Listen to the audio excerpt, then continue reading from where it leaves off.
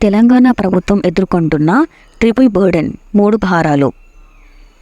తెలంగాణ రాష్ట్రం ఈ క్రింది వాటిని కలిగి ఉన్న ట్రిపుల్ బర్డెన్ అని పిలువబడే సమస్యను ఎదుర్కొంటుంది.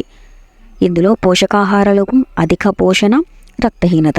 తెలంగాణలో పోషకాహార లోపంపై ప్రభుత్వం ఎక్కువగా దృష్టి సారిస్తోంది. పోషకాహార లోపాన్ని కొలిచే 4 సూచికలు: తక్కువ బరువు, వయసుకు తగ్గ బరువు; స్టంటింగ్, వయసుకు తగ్గ ఎత్తు; వృధా, ఎత్తుకు తగ్గ బరువు; రక్తహీనత, తక్కువ ఎర్ర రక్త కణాలు; స్టంటింగ్, ఎదుగుదల లోపం. మరియు తక్కువ బరువులో తెలంగాణ ప్రభుత్వం భారతదేశం కంటే మెరుగైన పనితీరును కనబరిచింది. NFHS 5 ప్రకారం భారతదేశంలో 33.5% మంది పిల్లలు కుంటుపడుతున్నారు.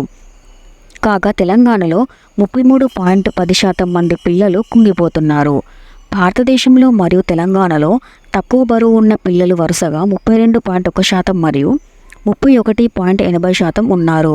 భారతదేశంలో వృధాగా ఉన్న పిల్లలు 19.3% మరియు తెలంగాణలో 21.70% ఉన్నారు. దీనికి సంబంధించిన అడిషనల్ ఇన్ఫర్మేషన్: పోషకాలు అధికంగా తీసుకున్నప్పుడు అధిక పోషణ పుడుతుంది. ఇది శరీర కొవ్వు పెరుగుదలకు దారితీస్తుంది. ఇది ఆరోగ్యాన్ని దెబ్బతీస్తుంది.